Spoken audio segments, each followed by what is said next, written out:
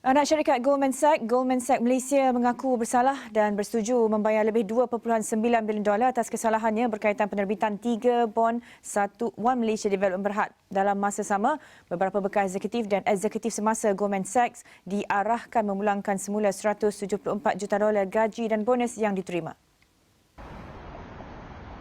Ini termasuk daripada Ketua Pegawai Eksekutif semasa Goldman Sachs, David Solomon dan bekas CEO Lloyd Blankfein. Pengakuan bersalah berkenaan dibuat di Mahkamah Persekutuan Brooklyn. Dalam pengakuan bersalah itu, Goldman Sachs mengaku dan dengan sengaja berkonspirasi untuk melanggar Undang-Undang Anti Rasuah Amerika. Jumlah berkenaan akan merangkumi bayaran kepada penguatkuasa pemantauan pasaran di Amerika Syarikat dan beberapa negara lain termasuk Hong Kong dan London. Ia akan turut menyaksikan Goldman memulangkan balik untung sebanyak $600 juta yang diraih dalam urus niaga 1MDB.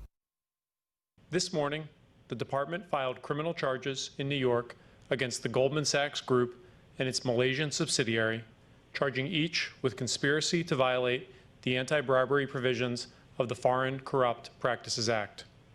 These charges stem from Goldman Sachs' central role in a massive global scheme to loot billions of dollars from the government-run Malaysian investment fund known as 1MDB, and the subsequent use of those funds by senior Goldman bankers and their co-conspirators to pay billions of dollars in bribes to senior government officials around the world.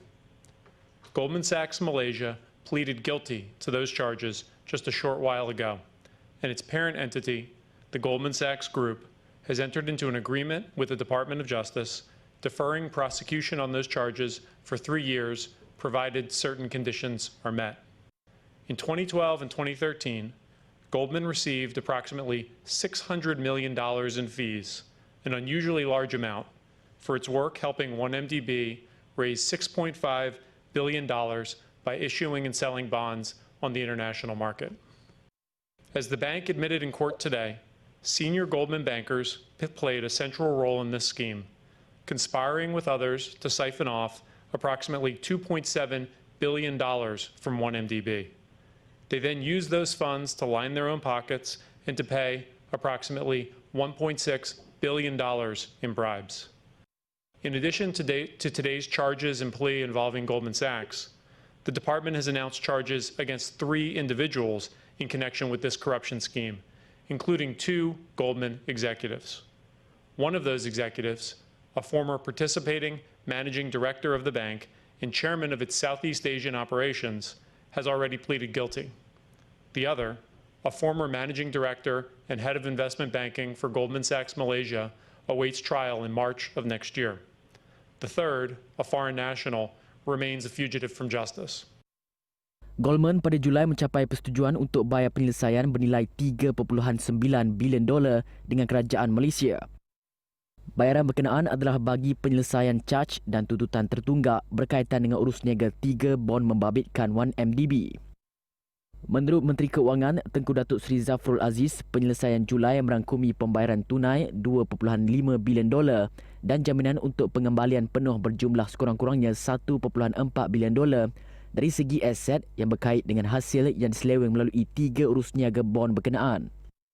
Malaysia sebelum ini ambil tindakan undang-undang terhadap Goldman Sachs dan 17 pengarah dan bekas pengarahnya kerana didakwa memberi maklumat salah kepada pelabur berhubung penjualan bon bernilai $6.5 bilion yang dibantu didapatkan dan disokong Goldman Sachs International yang berpusat di UK dan melibatkan kekitangan pelbagai entiti Goldman yang lain.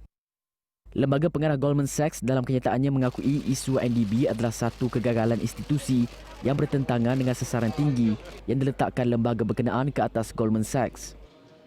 Menurut laporan Reuters, daripada bayaran $2.9 bilion tersebut, $350 juta akan pergi ke Suruhanjaya Security dan Pasaran Harapan SFC Hong Kong. Menurut SFC, Pusat Kawalan dan Pematuhan Goldman Sachs Hong Kong terlibat secara signifikan dalam penyumberan, kelulusan, pelaksanaan dan penjualan 3 bon berkenaan. Goldman Sachs Asia dilaporkan mendapat pulangan $210 juta daripada penawaran 3 bon tersebut, jumlah terbesar berbanding pelbagai entiti Goldman lain. Sementara itu di UK, Reuters lapor penguatkuasa UK mendeda Goldman Sachs International sebanyak $126 juta. Menurut pihak berkuasa keuangan UK, tiada maaf diberikan kepada syarikat yang gagal menentang jenayah keuangan. Pada Ogos, Jabatan Peguam Negara tegas ia komited mendakwa mana-mana individu yang melakukan apa-apa kesalahan jenayah di dalam skandal 1MDB tanpa mengambil kira bangsa, kedudukan, keturunan dan fahaman politik. Menteri di Jabatan Perdana Menteri Datuk Tauhidin Hassan berkata, setakat Ogos, sebanyak 34 kes yang berhubung dengan kes 1MDB dan kes SRC International telah didakwa di mahkamah. Tambahnya, apa-apa wang dan aset berhubung dengan kes ini yang telah dan akan dirampas dan dikembalikan kepada kerajaan akan dikreditkan ke dalam akaun amanah pemulihan aset 1MDB.